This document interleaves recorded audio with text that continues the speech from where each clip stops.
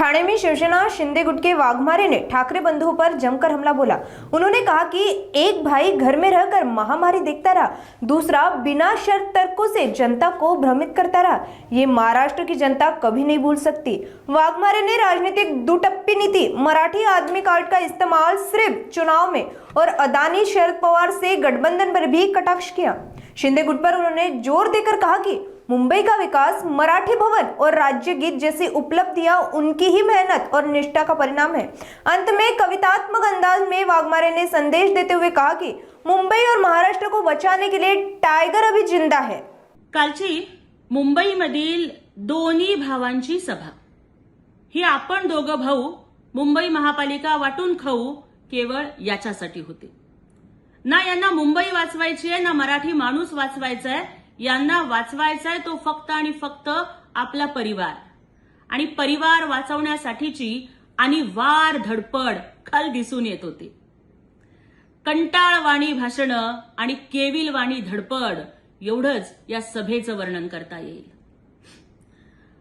म्हणतात ना की दिवा विस्ताना भडकतो, अगदी त्याच पद्धतीनं या भावांची शेवटची फडफड आणि धडपड काल अवघ्या महाराष्ट्रानं बघितली। खरं तर नगरपालिका निवडणुका असतील, विधानसभा असतील, लोकसभा असतील, त्यामध्ये विजय नोंदवून लाडक्या बहिणीसारख्या महिलांचं जीवनमान उंचावणाऱ्या योजना राबवून, कोस्टल रोड, अटल सेतू सारखे अत्यंत विजनरी प्रकल्प राबवून माननीय एकनाथजी शिंदे साहेब हे महाराष्ट्राचे धुरंदर ठरलेत। पण हे दोन्ही भाऊ मात्र एक दलिंदर तर दुसरा बिलंदर। एक इतका दलिंदर की हे खुर्चीवर बसले आणि महाराष्ट्रात काय अवघ्या जगामध्ये कोरोना आला, तर दुसरा खळखट्याकची भाषा करणारा बिलंदर। पण महाराष्ट्र आणि मुंबई आता या रहमान डकेत आणि नईम डकेत ला हद्दपार केल्याशिवाय राहणार नाही, आणि या दलिंदरांना आणि बिलंदरांना हद्दपार करून एकनाथ शिंदे साहेब आणि महायुतीच मुंबईत आणि महाराष्ट्रात धुरंदर ठरणार, यात काहीच शंका नाही। कालच्या दोन्ही भावांच्या भाषणामधील काही मुद्दे आणि काही प्रश्न मला त्यांना विचारायचे आहेत। मुद्दा क्रमांक 1, दुतोंडी गांडोळासारखे का वागताय? की एका बाजूला भाषणामधून तुम्ही अदानीवरती टीका करताय, पण दुसऱ्या बाजूला तुमची ज्या तुतारीवाल्यांबरोबर युती आहे तेच अदानींना आपल्या कार्यक्रमाला बोलवतात। म्हणजे रोहित पवार अदानींच्या वाहनाचं सारथ्य करतात, अदानींच्या गाडीचे ड्रायव्हर बनण्यामध्ये रोहित पवारांना धन्यता वाटते। आपण ज्यांना आपले मार्गदर्शक समजता ते आदरणीय शरद पवार साहेब हे त्यांच्या सायन्स आणि टेक्नॉलॉजी पार्कच्या उद्घाटनासाठी अदानींना बारामतीमध्ये बोलावतात। सुप्रियाताई ह्या अदानी हे आपले मोठे भाऊ आहेत हे सांगतात, तर गौतम अदानी जाहीरपणाने सांगतात की शरद पवार साहेब हे माझे मार्गदर्शक आहेत। मग तुम्ही उत्तर द्यायचं की सभांमधून उद्योगपतींच्या वरती टीका करायची आणि उद्योगपतींच्या सोबत ज्यांचे मधुर संबंध आहेत अशा पक्षांच्या सोबत युती करायची, याला दुतोंडी गांडोळासारखं वागणं म्हणायचं का काय म्हणायचं?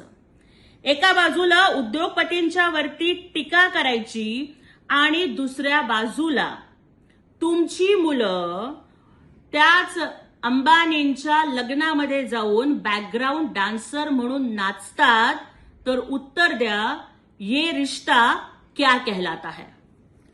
मुद्दा क्रमांक 2, मराठी माणूस, मराठी संस्कृती, महाराष्ट्र, मुंबई तुम्हाला फक्त निवडणुका आल्यानंतरच का आठवतं? जर तुम्हाला मराठी माणसाचा, महाराष्ट्राचा, मुंबईचा इतका पुळका होता आहे, तर मग ज्या वेळेला हाच मराठी माणूस कोविडमध्ये झुंजत होता तेव्हा तुम्ही दोन्ही ठाकरे बंधू घराबाहेर का नाही पडलात? का तुम्ही मराठी माणसाला मदत नाही केली? का तुम्ही व्हॅनिटी व्हॅन घेऊन दुष्काळाचे दौरे करता?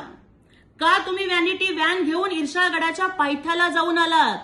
त्यामुळे मराठी माणूस वाचवण्याची जबाबदारी, महाराष्ट्राचा स्वाभिमान जपण्याची जबाबदारी एकनाथ शिंदे साहेबांनी घेतलेली आहे.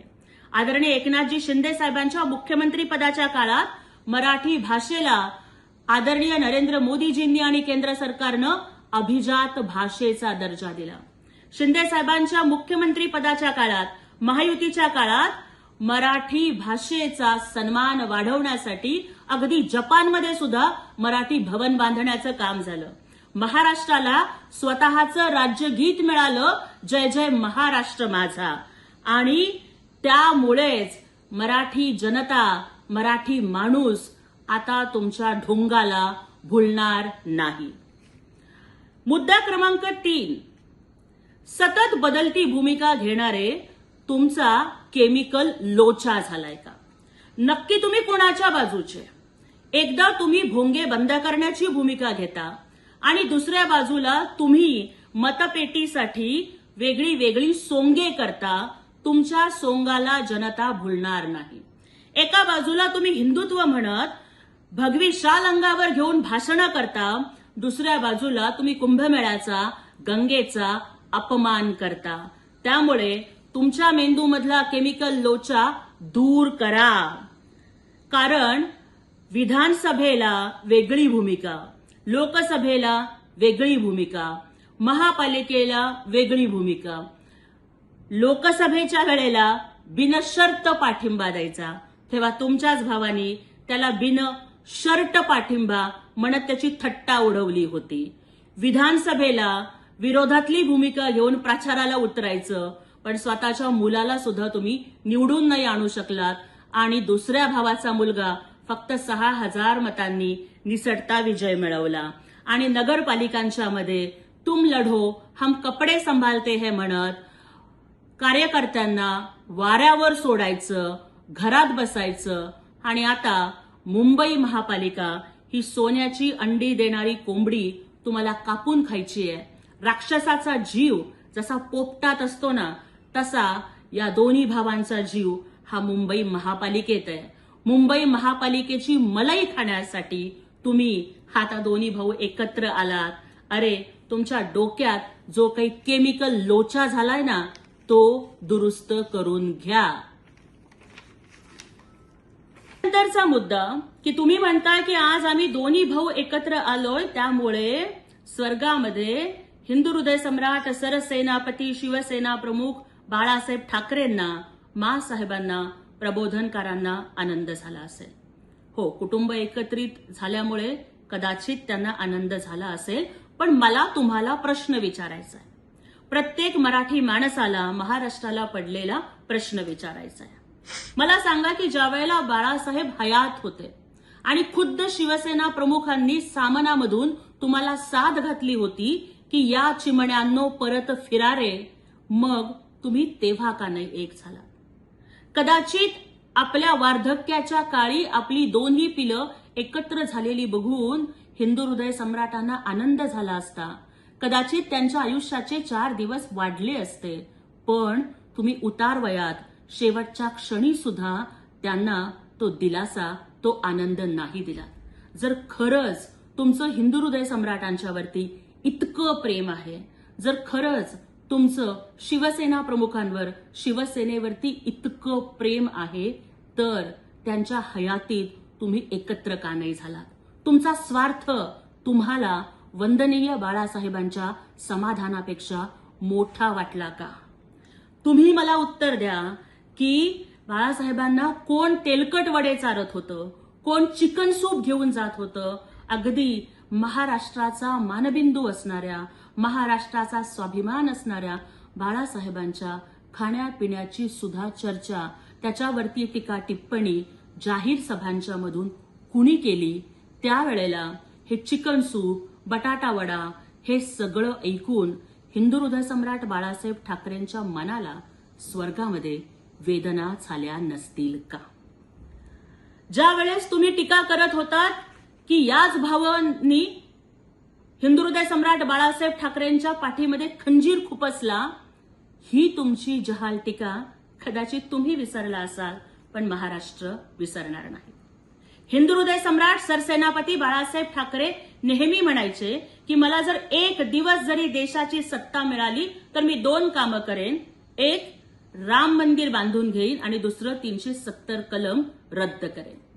मग वंदनीय बाळासाहेबांचं स्वप्न मोदीजींनी पूर्ण केलं, परंतु 370 कलमला विरोध करणाऱ्या काँग्रेसची तुम्ही भांडी घासली, तेव्हा वंदनीय बाळासाहेबांच्या आत्म्याला किती वेदना झाल्या असतील याचा तुम्ही कधी विचार केलाय का? जे प्रभू श्रीरामाचं मंदिर बांधणं हे वंदनीय बाळासाहेबांचं स्वप्न होतं, त्या राम मंदिराला जेव्हा तुम्ही विरोध केला, त्यावेळेला हिंदू हृदय सम्राट बाळासाहेबांच्या आत्म्याला किती यातना झाल्या असतील त्याचा तुम्ही कधी विचार केलाय का? हिंदू हृदय सम्राट बाळासाहेब ठाकरे म्हणायचे की I am a Hindu, a mad Hindu.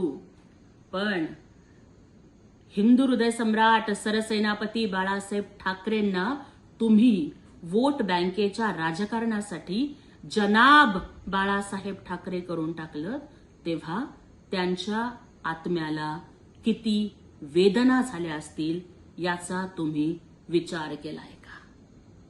तुम्ही रक्ताचे वारसदार आहात, तुम्ही संपत्तीचे वारसदार आहात, पण तुम्ही विचारांचे वारसदार अजिबात नाही. हिंदू हृदय सम्राट बाळासाहेब ठाकरेंच्या हिंदुत्ववादी जाज्वल्य विचारांचा वारसा आपल्या समर्थ खांद्यावरती एकनाथ शिंदे साहेब पुढे नेत आहेत आणि हे महाराष्ट्राच्या जनतेनं आता मान्य केलेलं आहे. शेवटचा मुद्दा, निवडणुका आल्या की मुंबई महाराष्ट्रापासून तोडणार या शिळ्या कडीला तुम्ही किती दिवस उतारणार? माननीय उपमुख्यमंत्री एकनाथजी शिंदे साहेबांनी ठामपणानं सांगितलंय की कुणाच्या बापाचा बाप आला तरी सुद्धा तो मुंबई महाराष्ट्रापासून वेगळी नाही करू शकणार. आणि तुम्ही मात्र फक्त निवडणुकांच्या राजकारणासाठी मुंबईचा विषय पुढे करताय. माननीय एकनाथजी शिंदे साहेबांच्या मुख्यमंत्री पदाच्या 2.5 वर्षाच्या काळात मुंबईचा जेवढा विकास झाला तेवढा मागच्या 25 वर्षात नाही झाला. कोस्टल रोड झाला, अटल सेतू झाला, मेट्रोचं जाळं उभं राहिलं. मुंबईला जगाची आर्थिक राजधानी बनवण्यासाठी महायुतीचं शासन हे काम करत आहे. मुंबईला जगाचा केंद्रबिंदू आणि महाराष्ट्राचा मानबिंदू करण्यासाठी माननीय एकनाथजी शिंदे साहेब अहोरात्र परिश्रम घेत आहेत. मुख्यमंत्री असताना सुद्धा एकनाथजी शिंदे साहेबांनी मुंबईचे रस्ते धुतले, तुम्ही मात्र मुंबईची तिजोरी धुतली. तुम्ही डांबर खाल्लं, तुम्ही मिठी नदीचा गाळ खाल्ला, तुम्ही रस्त्याच्या कॉन्ट्रॅक्ट मधून, दुरुस्तीच्या कॉन्ट्रॅक्ट मधून पैसे खाल्ले, रेमडेसिवीर मध्ये पैसे खाल्ले. इतकंच काय तर कोविडच्या मृतांच्या बॉडी बॅग मध्ये सुद्धा पैसे खाल्ले. महाराष्ट्र तुम्हाला माफ करणार नाही. त्यामुळे एवढंच सांगते की बाप के विचार बेचने वालों पर हर कोई शर्मिंदा है. पत्राचार, बॉडी बैग घोटालों का तुम्हारा काला धंधा है. फेसबुक लाइव करने वालों की हर कोई करता निंदा है. लेकिन याद रखना, मुंबई और महाराष्ट्र बचाने के लिए टाइगर अभी जिंदा है.